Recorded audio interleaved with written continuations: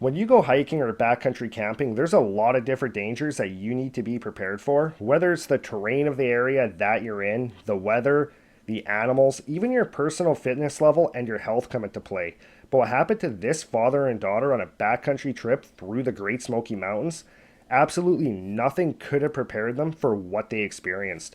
But before we get into their story, if you've had an encounter or know a story that you'd like to have shared here on the show, please email me at the link below. And if you like today's story, please gently slap that like button. And if you haven't done so already, especially if you're a return viewer, please hit that subscribe button.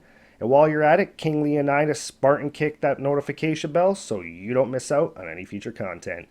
Now, let's get into today's encounter. In the summer of 2022, Glenn was in a really rough place in his life. He can just not accept the fact that his daughter was 17, she was going to be starting her final year of high school, and that would be hard on any dad watching their little girl grow up so fast. But what made it even worse for Glenn was the fact that when his daughter did graduate that following year, she was not sure if she was going to remain living in Philadelphia with him or if she was going to be moving all the way to the other side of the country to live in Los Angeles with her mom to go to college. So Glenn that summer really wanted to spend as much time as possible bonding with his daughter, just in case when she did graduate, she did move to LA, and he would only be able to see her on special holidays, and he just really wanted to take every opportunity possible that summer to spend as much time making memories with her. Luckily for Glenn, he owned his own contracting business, so he was able to take more time off than most people would be able to. He had a couple of rental properties. He ended up selling one of his rental properties off to be able to fund this basically the summer of adventure for him and his daughter. Now, Glenn's daughter Victoria, her number one favorite thing to do with her dad, pretty much ever since she was a little kid, was go camping. So Glenn figured that was exactly what they were going to do this summer. They would spend the entire summer camping various locations all through the Appalachian Mountains. However, they were not going to be staying in the designated campgrounds, the real busy campgrounds. They were going to be doing a lot of 3-4 day long hikes, going to backcountry campsites all through the Appalachians. Glenn did not have this whole trip planned out to a T. He did not know going into the trip which trails they would be doing, what locations they would be going to. They pretty much would drive to an area, they'd open up a map, find trails, look at trail maps, and then from there decide which trail they were going to do. They would pick a trail, they would go to the trailhead, do the trail, they'd be gone for 2, 3, 4, sometimes 5 days. They'd make their way back to the vehicle. From there, they would go to the nearest town. They would stay in a hotel, have a shower, get a good meal in them. And then the next day, they would pretty much do the same thing. They did this all through the month of July, hiking various trails all through the Appalachians. Now, neither Glenn nor Victoria were overly seasoned hikers, but they did not let that stop them. They found through a month of doing these types of hikes that their confidence level was really starting to build. And come the start of August, they found themselves in the Great Smoky Mountains. They ended up stopping in Gatlinburg. They got a trail map for the Great Smoky Mountains, and they found a couple of trails that looked fairly interesting to them. One of them looked pretty tame, pretty mild, and that was the Little River Trail. But they noticed that off of this trail, there was another trail called the Goshen Prong Trail, and that led from the Little River Trail all the way to the Tennessee-North Carolina border. This really interests them. They thought it would be really cool to be able to do this trail and go basically from one state into another. So that's what they decided that they were going to do. They figured, most people could do this probably in about 2 days, 3 days to do the whole loop there and back. But they knew that they were still fairly novice hikers, so they planned that, they're going to be gone for 5 days. Their plan was to camp one night on the Little River Trail, another night halfway along the Goshen Prong, another night right at the border, and then make their way back from there. So they did a resupply in Gatlinburg, and then they ended up making their way to the Little River Trailhead. Once they got to the trailhead, they pulled their car over to the side in the parking lot. They grabbed all their gear, and they started making their way down the trail. That day, the hiking went absolutely great. They ended up making it to their first predetermined campsite. They ended up setting up camp. They had a small fire going. And they basically just sat around the fire that evening, just talking and enjoying each other's company.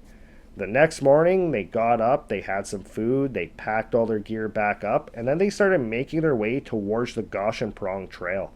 Once they were on that trail, though, they did realize that this trail was a lot more challenging than the Little River Trail. They found that the terrain was a lot more steep. They had quite a few little rivers and creeks that they had to cross. And by the time they got to the first campsite on that trail, they were just absolutely exhausted.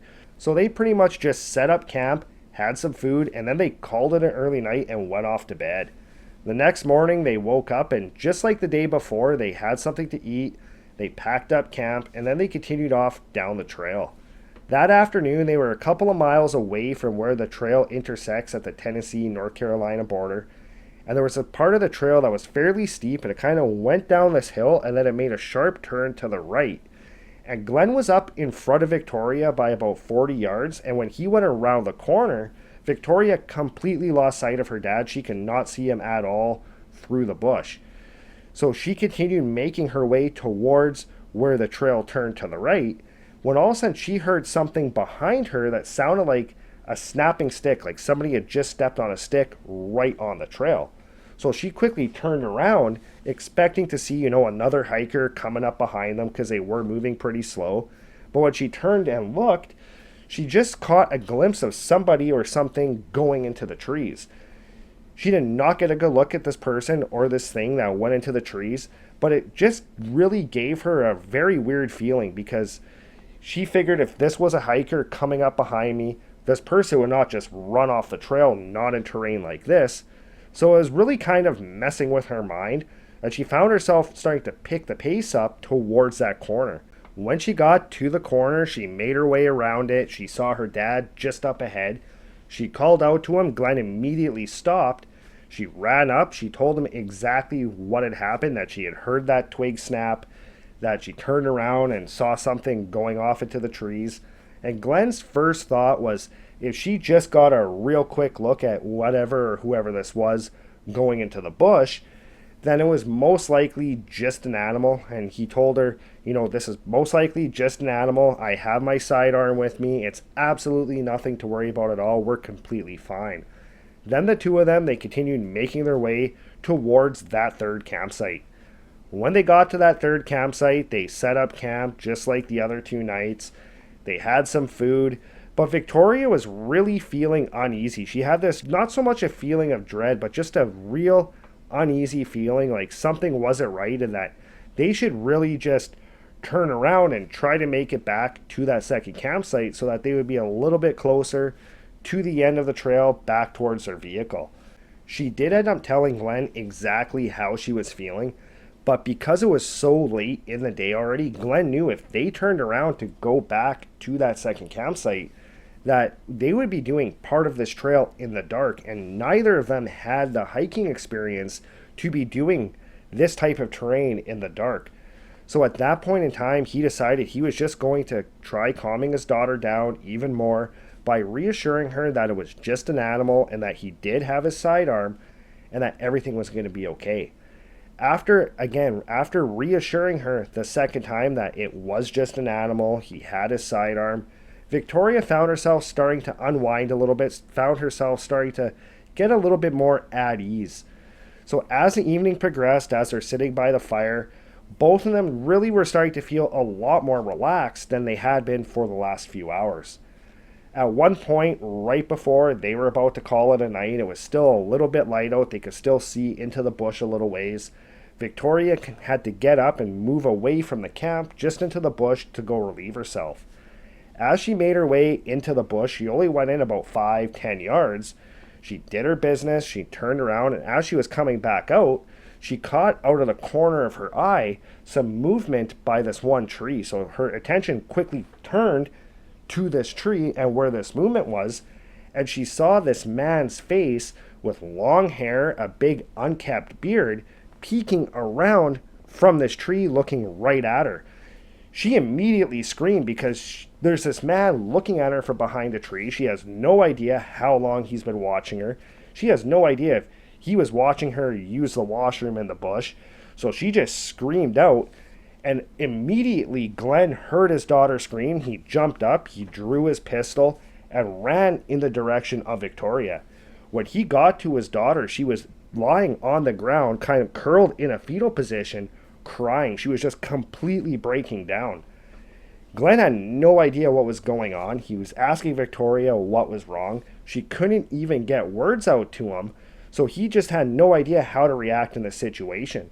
So he bent down, he helped his daughter up, brought her back to the camp, tried to calm her down, and after a few minutes of basically hugging her and getting her to calm down, she finally told him what she had seen.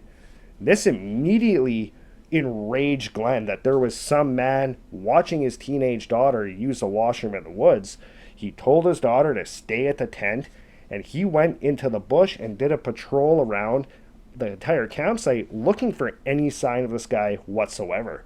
After a few minutes of looking for this guy but not being able to find any sign of him whatsoever because it was so dark in the bush, he ended up making his way back to the camp.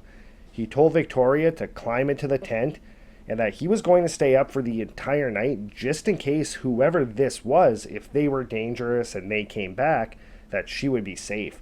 So Victoria took off her wet boots, she put them just outside the tent, then she climbed in, went into her sleeping bag, and tried to fall asleep. Glenn went into the tent as well, sat right at the tent flap, looking out at the fire. Glenn sat up all night in case this guy did come back, and all through the night he heard absolutely nothing at all. So once morning rolled around and it was starting to get light outside, he reached over, shook his daughter awake. She got up. He got up out of the tent. He went over towards where their fire had been, started to make another fire. Victoria came out of the tent, and then all of a sudden she started calling out to Glenn, telling him that her boots were gone. Glenn turned around, looked towards the tent, noticed that her boots were gone. They were no longer beside the tent. So they started looking around the immediate area right around the tent, looking for her boots, and they could not find them anywhere. This did not make any sense at all to Glenn because he was sitting right at the tent flap the entire night. He heard nothing. He saw nothing. There was no reason why her boots should be gone. However, this did put them in a very bad situation because if you've ever hiked before, you know how much weight you have on your back. And if you've ever walked across a gravel driveway or anything like that in basically bare feet or socked feet, it's incredibly painful. You can feel everything on your foot. So without Victoria having her boots, she was going to have to walk from that camp all the way back to their vehicle in pretty much just her socks. Glenn at this point had no idea what to do about this situation. It was way too far and way too difficult terrain for him to carry his daughter this entire way. So he thought, maybe she could wear my boots. So he took his boots off and gave them to her. She tried to put them on, but they were just way too big.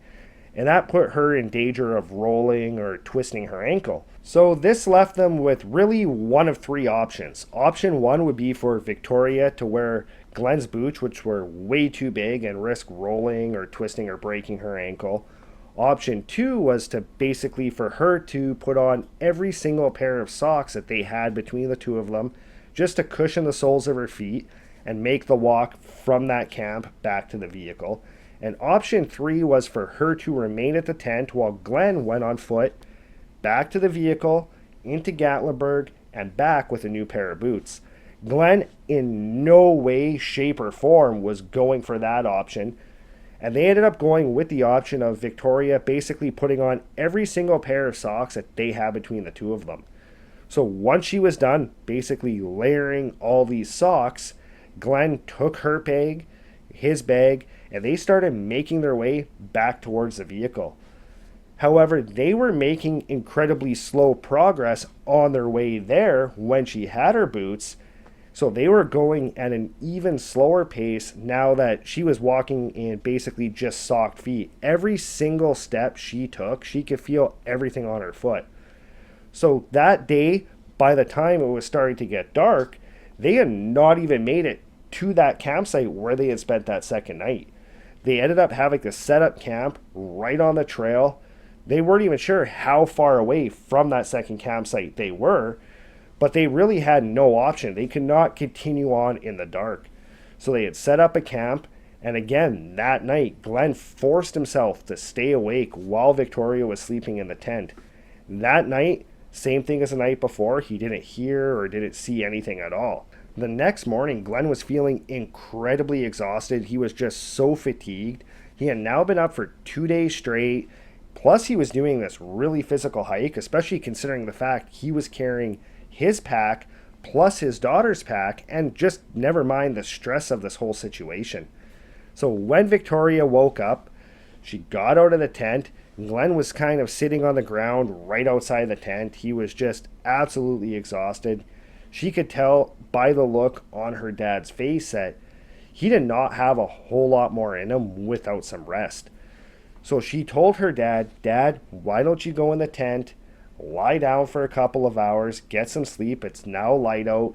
I'll stay up, I'll listen, I'll make sure nobody comes by the tent."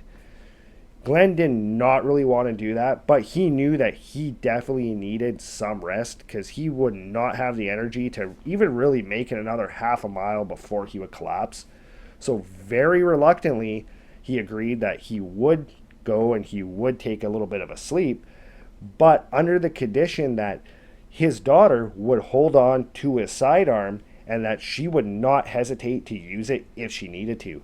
Victoria assured her dad that she would use it if she had to and that he just needed to get some sleep. So Glenn climbed into the tent and he ended up basically falling asleep almost instantly. For the next couple of hours, Victoria basically just stood by the entrance of the tent with her dad's sidearm, holding it by her side, just watching and listening into the woods for any sign of anything at all. After a couple of hours, she went into the tent, she woke her dad up, asked him how he was doing, and at this point, Glenn was still super tired, but he did feel a little bit better. He did have a few hours sleep, and he figured that he had it in him to be able to go a little bit further. So they packed up the tent and put their packs on. They made it about 75 yards from the camp along this trail when all of a sudden, right in the middle of the trail, was one of Victoria's boots. The two of them instantly froze for a second, and after a couple seconds, they very cautiously started making their way towards the boot. Glenn had his pistol up. He was scanning into the trees for any sign of movement, any sign of a person whatsoever. Once they got to the boot, Victoria reached down, she grabbed it, she held it under her arm. They stood there for a few seconds just scanning into the tree lines, looking for any other sign of the other boot or anybody at all. After a few moments of being fairly confident that there was nobody in the area, they very cautiously continued down the trail. After they made it about 200 yards, they got to a spot where there was a ridge and a clearing on the right-hand side of the trail. And right as they got to the edge of that clearing, they noticed about 75 yards into the clearing, there was a man standing right by the tree line. This guy matched the exact description of what Victoria had seen when she was using the washroom in the woods. He had long, uncut hair, long, unkept beard, and he was wearing these like dark grayish, ripped up robes. He just looked incredibly rough, even more dirty and more rough than what you would imagine a typical homeless person living in the woods would look like. They stood there for a second, and Glenn was just absolutely enraged when he noticed that this guy standing in the field was holding to his side what looked like Victoria's other boot. At this point, he had his pistol up and he started advancing towards this guy. When he got to about 40 yards away from him, he just started screaming at this man, telling him to drop his daughter's boot, and this guy did not flinch at all. It was like he didn't care that Glenn had a gun pointed at him. It's like he didn't even know the danger of this gun, like what Glenn had in his hand. Glenn ended up stopping because he did not know what to do in this situation. He was pointing a gun at this guy. He was screaming at him, and this guy was not responding at all. So very, very cautiously, with his gun up, he continued to advance towards him. And when he got about 20 yards away from him, this guy just very slowly bent down, placed the boot on the ground very gently, stood up, turned around, and just disappeared into the woods. Glenn immediately went up, grabbed the boot, walked backwards all the way back to where Victoria was, gave her her boot, and as she was putting her boots on, Glenn had his pistol up and he was just scanning into that clearing and into the bush for any sign of this guy. Once Victoria had her boots on, he handed her her pack, she put it on, and the two of them, they continued down the trail as fast as they could. By the time nightfall came, they were already on the Little River Trail, and this trail again was a very mild trail, so the two of them, they figured that they can handle doing this trail in the dark, and it sure beat the risk of doing it in the dark than camping another night on the trail with this person and who knows who else in the woods. So they made their way down the rest of the trail that night in the dark. They ended up getting to their vehicle. They got in their vehicle and they headed straight to Gatlinburg. When they got to Gatlinburg, they checked into a hotel. The next morning, they went down to the local authorities, down to the police station. They made a police report. The police ended up telling them that they would need to make a report with the National Park Service, so they ended up doing that as well.